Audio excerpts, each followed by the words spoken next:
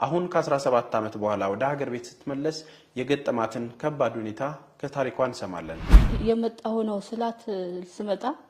ነይና ልጆችሽ ግን እንዳይገባለች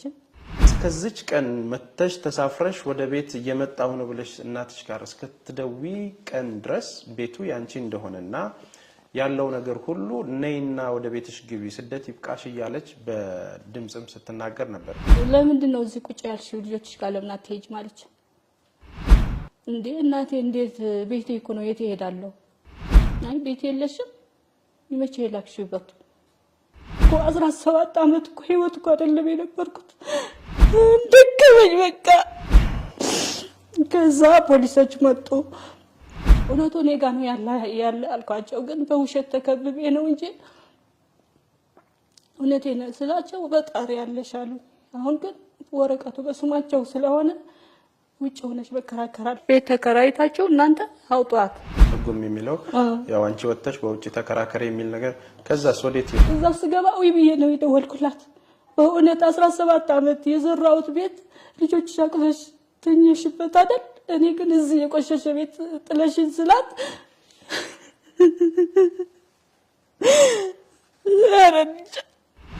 ቤቱ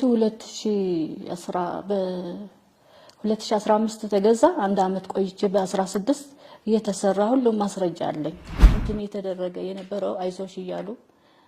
የነበሩት እህቶች ወይ ወንድሞች ሁሉ ኢድና ጓንት ነው የሆነብኝ በቃ ጨነቀኝ ለምንድነው ግን እንደዚህ ክፉ ሊሆኑ የቻሉት ወንድሞችሽ እህቶችሽ ምናምን አሁን ከ17 ዓመት በኋላ ወደ ሀገር ቤት ስትመለስ የገጠማትን ከባድ ሁኔታ ከታሪኳን ሰማለን። የመጣው ነው ስላት ስመጣ ነይና ልጆችሽ ግን እንዳይገባለች እስከዚች ቀን መተሽ ተሳፍረሽ ወደ ቤት እየመጣው ነው ብለሽ እናትሽ ጋር እስከትደዊ ቀን ድረስ ቤቱ ያንቺ እንደሆነና ያለው ነገር ሁሉ ነይና ወደ ቤትሽ ግቢ ስደት ይብቃሽ እያለች በድምጽም ስትናገር ነበር። ለምንድን ነው እዚህ ቁጭ ያልሽው ልጆችሽ ጋር ለምን አትሄጂ ማለች እንዴ እናቴ እንዴት ቤቴ እኮ ነው የት እሄዳለሁ አይ ቤት የለሽም ይመቼ ላክሽበት እኮ 17 ዓመት እኮ ህይወት እኮ አይደለም የነበርኩት እንደከበኝ በቃ ከዛ ፖሊሶች መጡ እውነቱ እኔ ጋር ነው ያለ አልኳቸው ግን በውሸት ተከብቤ ነው እንጂ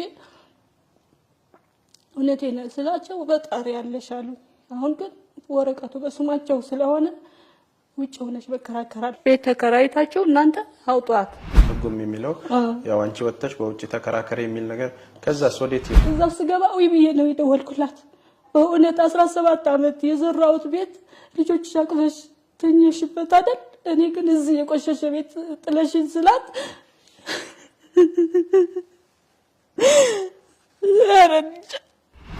ቤቱ 2015 ተገዛ አንድ አመት ቆይቼ በ16 እየተሰራ ሁሉ ማስረጃ አለኝ እንትን የተደረገ የነበረው አይዞሽ ይያሉ የነበሩት እህቶች ወይ ወንድሞች ሁሉ ኢድና ጓንት ነው የሆነብኝ በቃ ጨነቀኝ ለምንድነው ግን እንደዚህ ክፉ ሊሆኑ የቻሉት ወንድሞችሽ እህቶችሽ ምናምን